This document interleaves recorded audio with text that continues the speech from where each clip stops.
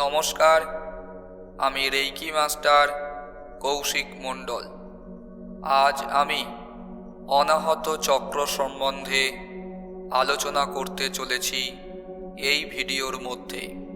ভিডিওটি প্রথম থেকে শেষ পর্যন্ত মনোযোগ দিয়ে শুনবেন এবং বোঝার চেষ্টা করবেন। আমাদের মানব দেহে 7টি চক্র আছে। এই 7টি চক্রের মধ্যে চতুর্থ চক্র হল অনাহত চক্র বা হার্ট চক্র। এই চক্রকে আবার ইমোশনাল হার্ট বলে। অনাহত চক্র রক্ত মাংসের অর্গান নয়।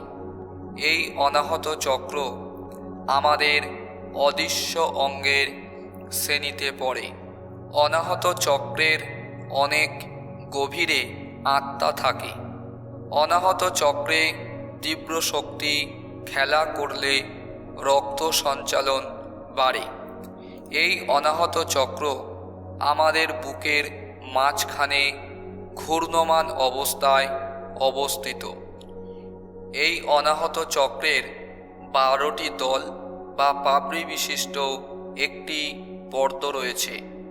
অনাহত চক্রের অন্তঃক্ষরা গ্রন্থি হল থাইমাস।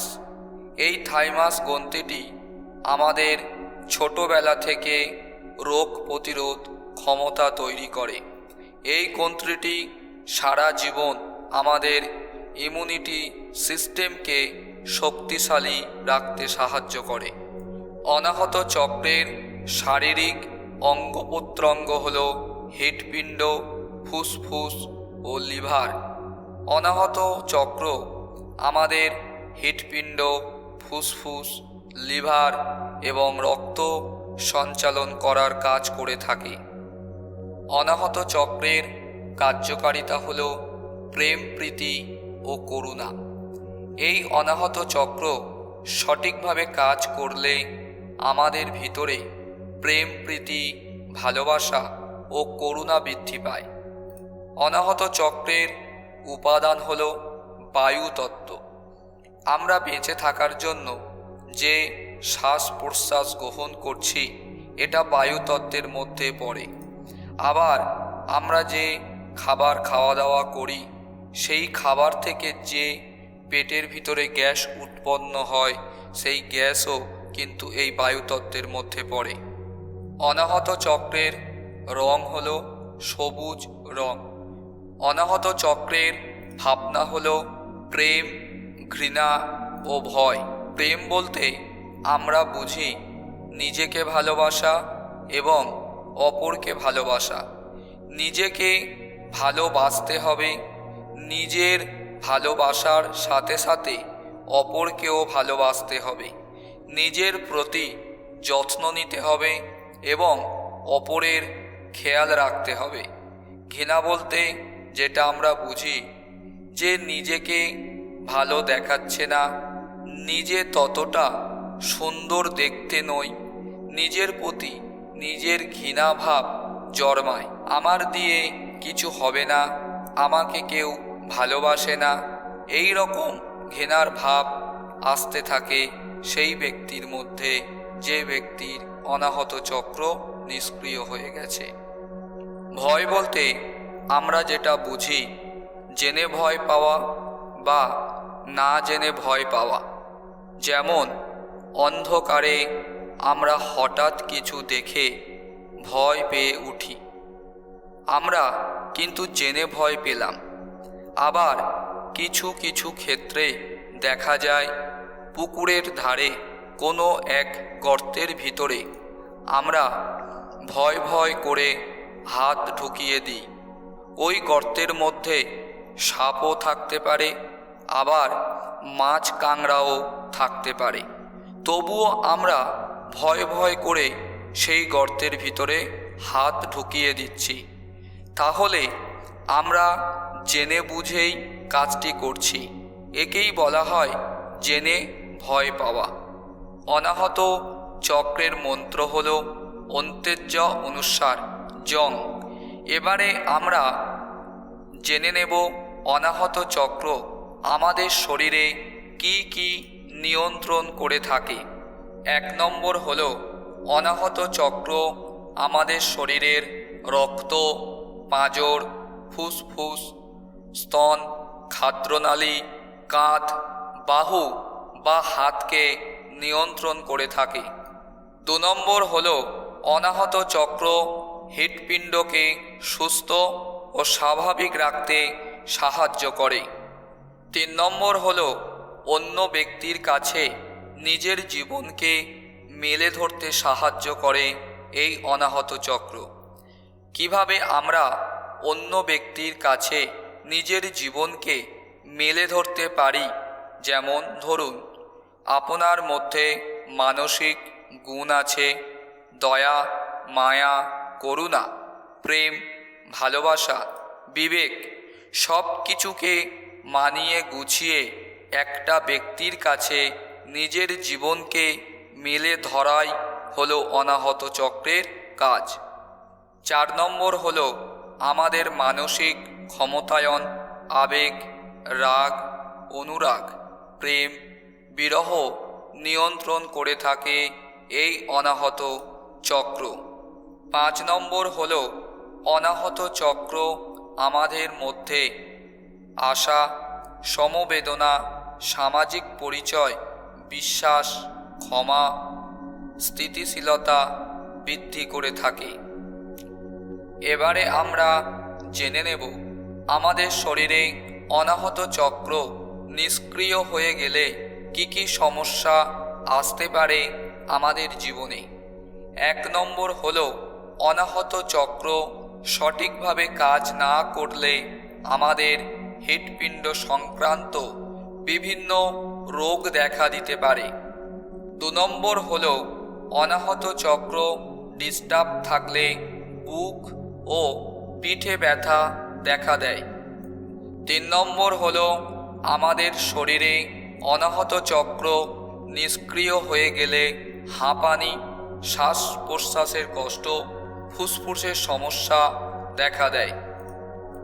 4 নম্বর হলো অনাহত চক্র নিষ্ক্রিয় হয়ে গেলে আপনি অন্য ব্যক্তির উপরে নির্ভরশীল হয়ে উঠবেন।